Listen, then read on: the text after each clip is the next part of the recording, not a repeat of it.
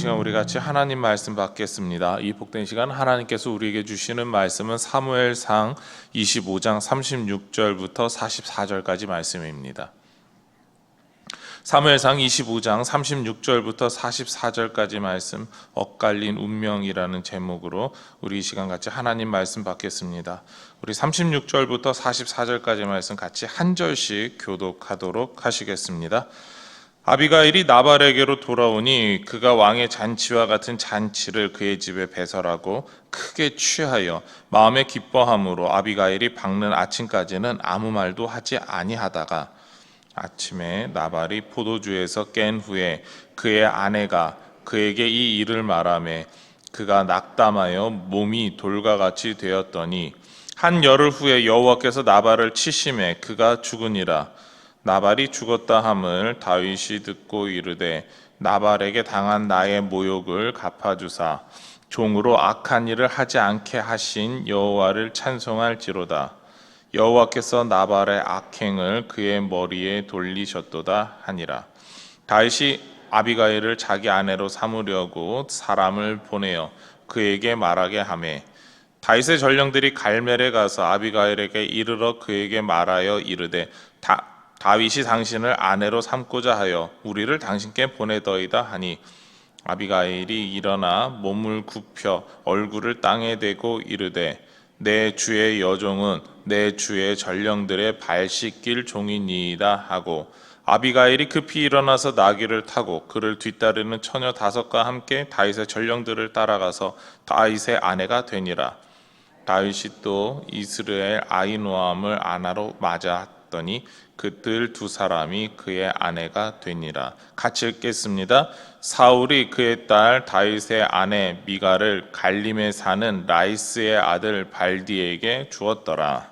아멘. 우리가 다윗의 도망 그리고 다윗의 지금 살고 있는 모습을 이렇게 표현할 수 있을 겁니다. 다윗이 사울을 피해서 살기 위해서 도망을 쳤다라는 것이죠. 그리고 다윗은 자신을 죽이려고 쫓아오는 사울을 향해 두려움을 가졌습니다. 이렇게 두려움 속에 피하던 다윗은 은혜를 저버리고 행동하는 나발에 대해 분노했다라는 것이죠. 그러나 은혜를 기억하는 지혜로운 아비가일의 조언과 권면에 따라 자신이 해야 할 일은 분노가 아니다라고 하는 걸 깨닫게 됩니다. 하나님께서 지금 다윗에게 원하는 것이 있었죠. 바로 하나님께서 원하시는 것은 하나님의 때가 될 때까지 기다리는 것, 바로 인내하는 것이었습니다. 게다가 다윗의 분노의 대상은 하나님께서 기름 부으신 사울 왕도 아니었습니다. 블레셋 사람들도 아니었습니다. 나발도 아니었습니다.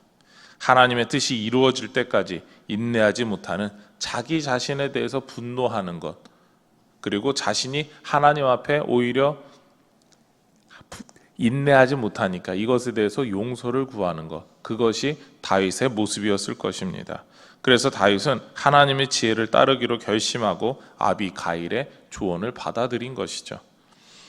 다윗에게 하나님의 지혜를 의지할 것을 조언한 아비가일은 조용히 집으로 돌아갔습니다. 그러나 나발은 자신의 아내가 자리를 비웠던 것조차도 몰랐습니다. 그 상황과 그리고 그러한 나발의 마음이 36절에서 나타나고 있는데요. 36절을 보면 그가 왕의 잔치와 같은 잔치를 크게 배설하고 크게 취하여 마음에 기뻐함으로 나발은 도에 지나치는 잔치를 베풀었습니다. 그래서 나발이 베푼 잔치에 대해서 왕의 잔치와 같다라고 이야기를 합니다.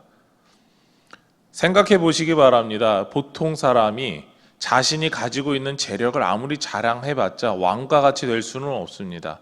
그런데 왕의 잔치와 같은 잔치를 배설했다라고 하는 것은 나발이 자신의 형편과 상황을 넘어서서 그 이상으로 과소비하고 과시하고 자기를 드러내고자 했다라고 하는 것이죠. 얼마나 크게 기뻐하고 기뻐하였는지 정신이 나갈 정도로 잔치에 빠졌습니다. 자신의 아내가 자리를 비운 것도 모르고 사람들과 먹고 마시고 즐기고 있었다라는 것이죠. 이러한 흥은 아내가 나갔다 온 것, 그리고 자신이 지금 죽을 위기에 처했었다라고 하는 것을 전혀 모르게 했다라는 겁니다. 다음 날이 되어서 술이 깨고 진정된 나발에게 아비가일이 이야기를 전하죠. 그리고 나발은 은혜를 무시한 자신의 어리석음을 깨달았습니다. 그래서 낙담하였습니다. 37절에 나오는 이 낙담하다라고 하는 말을 직역하면 심장이, 그러니까 마음이 죽었다라고 하는 뜻입니다. 심장이 정상적인 기능을 하지 못했다라고 하는 것이 그냥 바로 직역하고 있는 뜻입니다. 문맥상의 내용으로는 아마 마음이 무너져 내려서 굳어버려서 더 이상 아무것도 생각할 수 없게 되었다, 이렇게 우리는 말할 수 있을 것입니다. 어쩌면 큰 충격을 받은 나발이 중풍과 같은 뇌졸중이 와서 더 이상 아무것도 하지 못하고 그 자리에서 쓰러졌다라고 표현하는 것, 이것이 아마 우리가 이해하기 좋은 표현일 겁니다. 그리고 그렇게 쓰러진 나발은 열흘 후에 하나님께서 치셨기에 죽게 됩니다. 나발이 죽었다는 소식을 다윗이 듣게 되죠. 그리고 하나님께 39절에 이렇게 찬양하는 모습을 볼 수가 있습니다. 나발에게 당한 나의 모욕을 갚아주사 종으로 악한 일을 하지 않게 하신 여호와를 찬송할지로다. 여호와께서 나발의 악행을 그의 머리에 돌리셨도다. 다윗은 아비가일의 말을 따라 분노로 원수를 갚지 않은 것이 하나님의 선한 이끄심이다라고 하는 확신을 가졌습니다. 그리고 하나님의 지혜는 다윗이 분노하는 것이 아니라 하나님의 뜻과 방법대로 그 모든 일이 지나가고 해결될 때까지 인내하며 기다리는 것이다 라고 하는 것을 깨달은 고백을 지금 하고 있는 것이죠.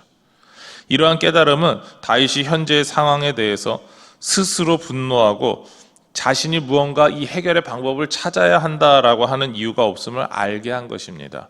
하나님 앞에서 분노하며 그리고 자신의 원수를 직접 갚기 위한 그 운명에서 완전히 하나님의 뜻에 순종하는 운명으로 뒤바뀐 것입니다. 바로 운명의 길이 엇갈려 버린 것이죠. 이제는 다윗은 하나님 앞에서 자신이 굳이 그 모든 일을 앞서서 해야 될 필요가 없음을 깨닫게 된 사람이 되었습니다. 하나님의 뜻에 나는 기다리고 순종하면 된다. 좀 얼마 전까지 사울이 자신을 죽이기 위해서 쫓아다녔지만 이제는 그거조차도 하나님이 나를 기다리시게 하고 인내하시는 시간이다라고 하면서 자신의 형편과 처지를 받아들이게 된 것이었습니다. 그리고 분노한 자신에게 적절한 권면을 한 아비가일을 다시 보았습니다. 하나님의 지혜를 구하고 하나님의 뜻을 구하게 한 그 아비가일과 함께 할 때 하나님 앞에서 지금의 시기를 잘 이겨낼 수 있음을 깨닫게 되었죠. 그래서 다윗은 아비가일에게 청혼하게 됩니다. 아내로 삼고 싶다라는 것이죠. 그리고 아비가일도 다윗의 청혼을 곧장 받아들여서 아내가 됩니다. 또한 다윗은 다른 사람을 아내로 맞이하게 되었는데 이스라엘 사람 아히노암도 마찬가지였습니다. 이 아히노암은 성경에서 우리가 찾아봤을 때 다윗의 첫째 아들 암논의 생모가 되는 사람입니다. 다윗이 여러 아내를 뒀고 수많은 왕자들을 두었는데 그 중에서 가장 첫 번째 아들 바로 암논입니다. 성경은 왜 아히노암과 다윗이 결혼했는지에 대해서 정확하게 알려주지 않습니다. 다만 짐작할 수 있는 것은 아비가일과 같이 아히노암도 다윗이 하나님의 때를 기다리는 일에 도움을 주었을 그런 것이 아닌가라는 생각을 해볼 수 있습니다. 다윗은 아비가일과의 만남으로 변하게 됩니다. 좀 전에 이야기한 것처럼 운명이 엇갈리게 되는 것이죠. 사울의 추격을 피하여 다니지만 이제는 두려워하지 않습니다. 더 이상 사울을 향하여 분노하지 않습니다. 왜냐하면 다윗은 이제 하나님의 뜻을 기다리는 사람이 되었기 때문입니다. 그런데 성경은 안타까운 이야기를 오늘 말씀에 같이 기록하고 있습니다. 오늘 우리가 봤던 44절의 말씀인데요. 다윗의 아내이며 다윗을 도망칠 수 있게 도운 미갈의 재혼입니다. 특히 사울이 이 일을 추진하고 있음을 성경은 말씀하고 있습니다. 아히노암과 결혼 이야기 다음으로 나온 것으로 보았을 때 미갈의 결혼은 이 대조적인 어쩌면 사건이라고 표현할 수 있을 것 같은데 미갈의 결혼은 어쩌면 다윗과 아히노암과의 결혼 소식에 사울이 분노하여서 추진한 것으로 보입니다. 자신을 피해 도망다니는 다윗이 약해지기보다 승승장구함에 대한 분노였다라는 것이죠. 우리는 분노라고 하는 이 거친 감정을 우리의 삶의 순간에 가질 때가 있습니다.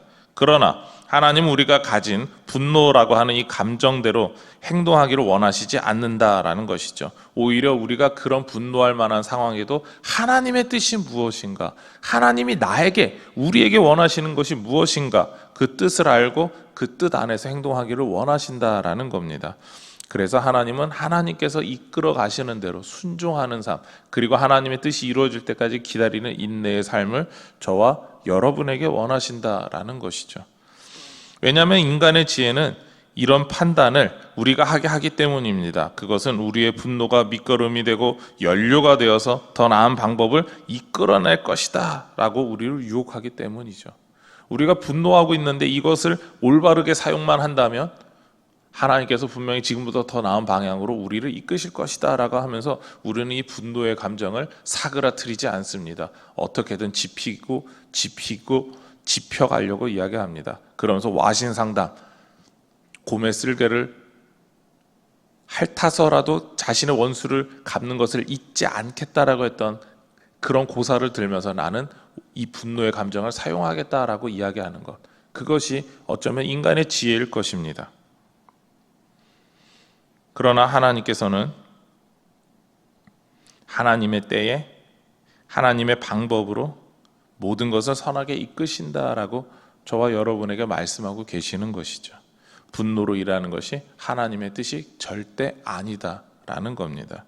그렇게 우리 성도가 행해야 하는 것은 개인의 분노로, 자신이 가지고 있는 분노로 누군가에 대해서 내가 반드시 원한을 갖겠다, 이런 생각 등의 악한 생각을 하는 것이 아니라 하나님의 때를 기다리는 인내가 필요합니다. 아비가일은 분노한 다윗에게 하나님의 지혜를 따라 인내할 것을 조언하였고, 이것은 다윗의 도피 생활 중에 하나님의 뜻을 확인할 수 있는 큰 위로와 확신이 되었습니다. 저와 여러분의 삶 가운데 때때로 분노할 일이 분명히 있을 것입니다. 어쩌면 지금도 내가 내 삶에 대해서, 내가 지금 살고 있는 여러 모습들에 대해서 분노하고자 하는 분들도 있을 것입니다. 그러나 하나님의 뜻은 우리가 분노하는 것이 절대 아닙니다. 하나님의 뜻이 이루어질 때까지 기다리는 것이죠.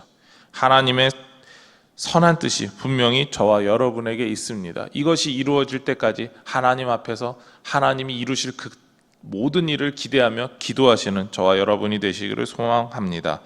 겸손함으로 인내하며 하나님의 지혜 안에서 하나님의 뜻이 이루어질 때까지 기다리는 우리 모든 동부교회 새벽 기도자들이 되기를 소망하며 축원합니다. 이제 우리 같이 화면을 보시고 기도의 제목 같이 읽도록 하시겠습니다. 사람의 지혜로 행하고자 하는 욕심을 포기하게 하옵소서. 분노로 원수 갚음보다 하나님의 지혜를 먼저 구하는 겸손을 주옵소서. 기도하시겠습니다. 하나님, 우리의 삶 가운데 함께하여 주시고 인도하심을 감사합니다. 인간의 지혜로, 인간의 판단으로 분노하며 일하는 것이 때때로 바른 방법이고 옳은 해결책이다라고 우리는 유혹받을 때도 있고 그렇게 하고자 할 때도 있습니다. 그러나 하나님께서 원하시는 것은 우리가 분노 가운데 행하는 것이 아니라 하나님의 뜻 가운데 하나님의 뜻이 성취될 때까지 인내하는 것입니다.